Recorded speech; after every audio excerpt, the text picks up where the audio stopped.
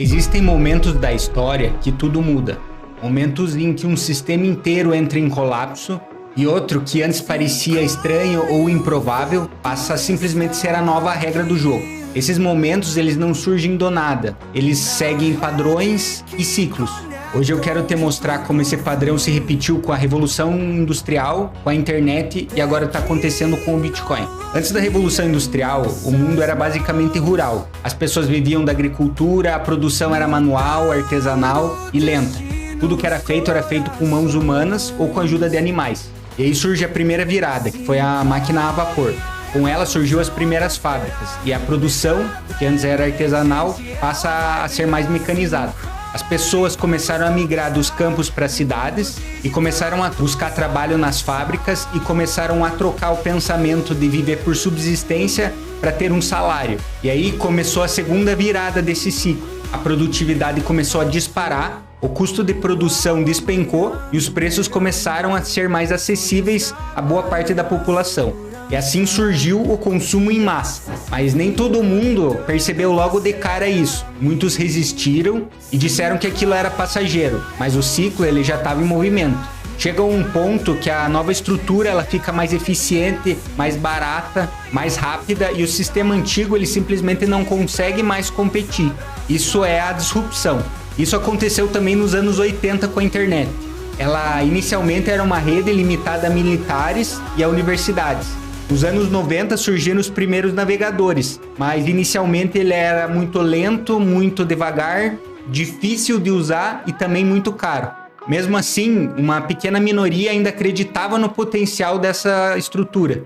E essa minoria começou a produzir dentro dessa estrutura, formando os primeiros sites, os primeiros protocolos, as primeiras infraestruturas online, e então surgiu o e-mail.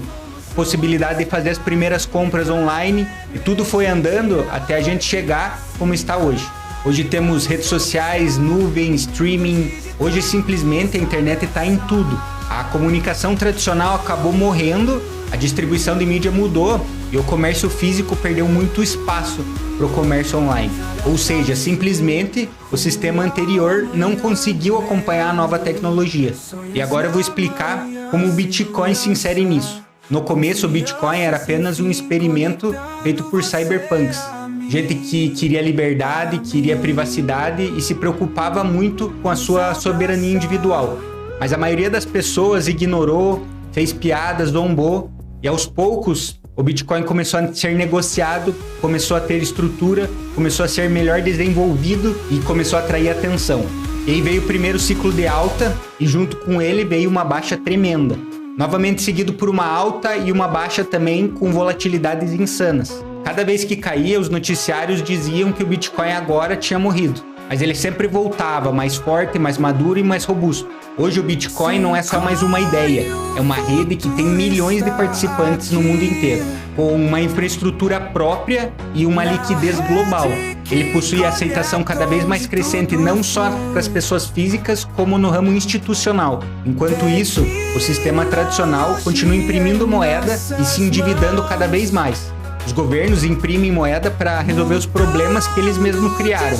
E a inflação vai corroendo cada vez mais o poder de compra das pessoas. A confiança nas instituições governamentais está cada vez mais em queda. E a partir dessa desconfiança surge um ponto de disrupção, que é onde a gente está muito próximo.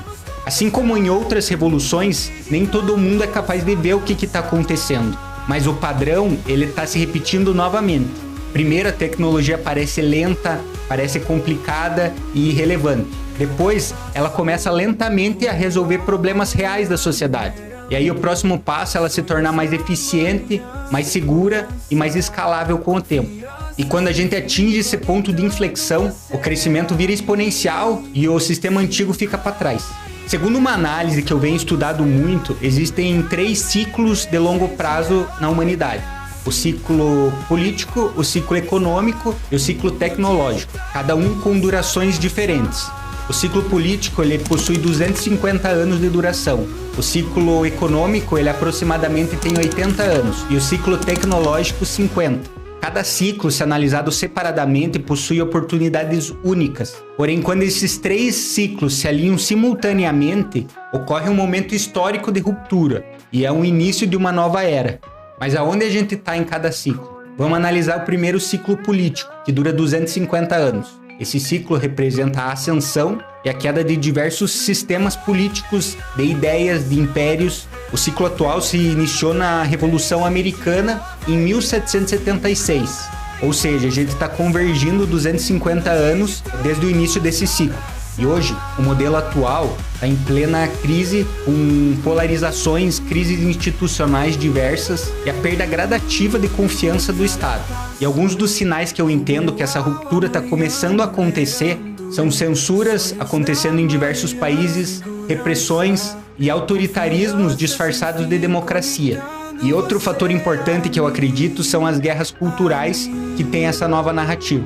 Visto esse ciclo político, vamos ao ciclo econômico, que dura mais ou menos 80 anos. Vamos ver se ele vai convergir mais ou menos nessa época que a gente está. Eu acredito que o último grande ciclo ele começou em 1944, quando foi feito o acordo de Bretton Woods, que tornou o dólar como principal moeda de reserva financeira do mundo. E dentro desse ciclo monetário, um dos principais eventos aconteceu em 1971, quando foi rompido o padrão ouro e iniciou-se a era do dinheiro como a gente conhece hoje. E o que a gente vê referente a esse ciclo nos últimos anos acontecendo? Os bancos centrais têm imprimido cada vez mais dinheiro para suprir as dívidas que os governos têm criado. As dívidas públicas de todos os países praticamente estão em níveis insustentáveis. Os juros baixos, adotados artificialmente por um longo período de tempo, causaram bolhas em diversos locais do mundo. E o principal, na minha visão, é que o mercado está perdendo confiança gradativamente nos governos e na capacidade deles de gerar sua própria dívida. E por fim, vamos falar do ciclo tecnológico. Esse ciclo se iniciou aproximadamente em 1971, quando foi feito o primeiro microprocessador da Intel. Esse ciclo se iniciou e deu essa revolução dos microcomputadores, da internet, dos smartphones e das big techs. E hoje, por que eu acredito que esse ciclo está em saturação? Hoje, algumas empresas elas acabam monopolizando e controlando boa parte dos dados da comunicação e até das mídias. E todas as vezes na história que houve uma centralização excessiva de um lado, do outro iniciou-se uma descentralização, que foi o início da blockchain, do Bitcoin e de inteligências artificiais também. Esse novo ciclo de descentralização, ele começou em 2010 e foi o início mais apurado ali do Bitcoin. E o que pode surgir nesse novo ciclo? Sinceramente, eu não sei o que a convergência desses 3 ciclos pode surgir na sociedade. Porém, eu tenho certeza que ele vai deixar pessoas comuns extremamente ricas. E como já se passaram 15 anos desde o início desse novo ciclo de descentralização, eu quero te explicar em que parte desse ciclo a gente está atualmente. E aqui que eu acredito que a maioria das pessoas está olhando de forma errada para essa situação. Eu vou te contar agora por que eu acredito que você não perdeu o timing exato do Bitcoin. Esse ciclo tecnológico que a gente já começou há 15 anos, ele possui 4 fases. A primeira fase é a fase de erupção. Normalmente essa fase dura 10 anos. É quando uma tecnologia nova surge, então tem muitas pessoas que se empolgam, especuladores entram, os preços acabam disparando, e é aqui que os maiores ganhos acontecem, porém também com os maiores riscos. E geralmente é impulsionado por investidores pequenos, que é o varejo tradicional. A segunda fase do ciclo é a fase da euforia. Ela também possui cerca de 10 anos de duração. Aqui é quando o dinheiro gordo entra, é quando entram os institucionais. E aqui o interessante é que os ganhos são altos também, porém o risco é muito menor. A terceira fase do ciclo é a fase mais longa, que dura 20 anos. É uma fase de cotidiano. A tecnologia começa a entrar no dia a dia das pessoas e as pessoas começam a se acostumar e achar normal aquilo no seu dia a dia. Aqui os investimentos nem sempre dão lucro e principalmente se você entra um pouco tarde e o risco já foi diluído. Então são ganhos muito menores, como também o risco é muito menor. E a última fase desse ciclo é a fase de saturação dele. Aqui o ciclo está perto do fim. O mercado já está saturado, o mercado tem pouco crescimento e ele está se estabilizando. Aqui ele abre espaço para novas tecnologias entrarem e ganharem mercado. E agora eu vou falar para vocês aonde que a gente tá. A a gente está entre a fase 1 e a 2. Aquela primeira fase de 10 anos que eu expliquei anteriormente, ela já passou e a gente está no meio da fase 2, que é a fase onde os institucionais começaram a entrar. Como você pode perceber, isso já é fato em que muitas empresas e até governos já estão entrando dentro do Bitcoin. E isso significa uma coisa: a gente tem somente mais 5 anos de ganhos exponenciais no Bitcoin para a gente poder aproveitar. Mas uma coisa que eu analisei e achei bem interessante é que em algumas tecnologias, em algumas empresas, os ganhos da fase 2 foram até maiores do que da fase 1. Então, se você acha que perdeu o timing do Bitcoin, compare algumas empresas aqui bem conhecidas. A Intel na fase 1 foi de 0 para 23.000% de valorização. Só que na fase 2 ela teve uma valorização ainda maior. Foram 26.000% durante esses 10 anos. A Microsoft, ela teve 57.000% na fase 1, só que depois, na fase 2, ela teve uma valorização ainda maior e exponencial de 1,6 milhão%. A Apple teve uma valorização de 1.400.000% na fase 1, e depois, na fase 2, ela teve uma valorização ainda assim muito intensa, de 151.000%.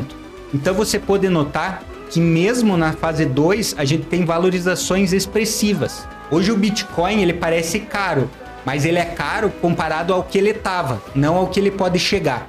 E uma coisa que eu quero falar também é explicar para vocês por que esse ciclo ele tende a se repetir. Porque o ciclo ele é formado principalmente pela natureza humana. Mesmo com novas tecnologias, a mente humana ainda é a mesma.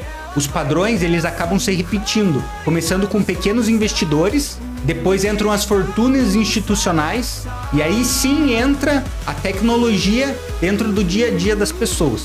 Eu quero que você pense em ciclos, não em movimentos diários ou semanais. E na minha visão, você vai ter uma oportunidade inimaginável em alguns meses. Minha tese principal, se você acompanha alguns dos meus vídeos, é que vai ter um colapso no mercado global ainda esse ano. Teve vários vídeos que eu acabei explicando porque a gente está vivendo em uma bolha se você analisar de diversos pontos diferentes de vista. Eu vou deixar alguns deles aqui no final do vídeo. Quando houver esse colapso, o Bitcoin também vai ser uma saída de liquidez para principalmente as pessoas que estão alavancadas cobrir as suas posições. Então, na minha visão, com certeza ele também vai ter uma queda significativa. Porém, para mim, esse crash vai acelerar ainda mais a adoção do Bitcoin, porque ele vai estar atrelado a desconfiança ainda maior das pessoas em relação aos governos. E a partir daí, a adoção dele vai ser avassaladora. Eu não sei até onde pode chegar o seu valor na queda, mas eu acredito que ele deva chegar em torno de 60 a 70 mil dólares. E a partir daí, ele vai começar uma aceleração louca e a gente não vai mais ver ele nesses valores nunca mais. Alguns outros especialistas que eu gosto muito e são muito entendidos de mercado, eles acreditam que o crash financeiro vai ser muito maior do que outros crashes que aconteceram. Eles atrelam a queda da Bolsa de Valores americana a aproximadamente 70%, próximo ao que aconteceu na crise de 1929.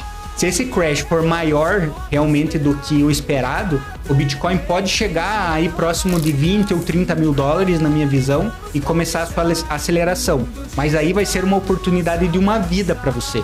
E caso você não tenha uma carteira adequada para esse momento de colapso, assista um vídeo que eu vou deixar aqui na descrição, que é uma aula que eu falo sobre o meu plano de proteção e lucro para essa próxima queda do mercado que vai acontecer. Você tem entre 3 e 6 meses para a próxima virada de mercado. A pergunta que eu te faço é: você vai se antecipar ou vai olhar para o mercado e falar, meu Deus, estava na minha frente e eu não vi?